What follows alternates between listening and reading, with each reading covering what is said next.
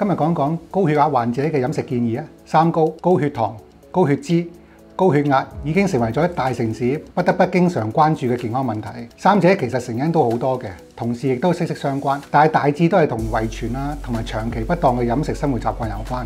今日傾下高血壓患者喺飲食上面有啲咩注意嘅事項啦。高血壓患者首先要減少每日嘅鹽，即係鈉嘅攝入量。一般建議咧，每日唔可以超過5克，即係1個茶匙嘅鹽。多啲用新鮮嘅食材，少啲用加工同埋醃製嘅食物。烹調嘅時候咧，多啲用天然嘅調味料，好似香草、薑、蒜嚟替代糖同埋鹽等。同時可以稍稍增加鉀嘅攝入量嘅。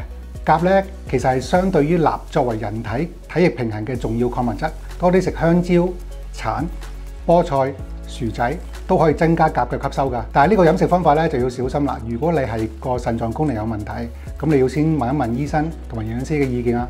另外會建議選擇多啲食用不飽和脂肪，包括橄欖油啦、堅果同埋深海魚類。少啲選擇食飽和脂肪，好似動物性嘅脂肪啊、牛油啊同埋紅肉等。必須避免進食反式脂肪，好似餅乾、蛋糕同埋油炸食物。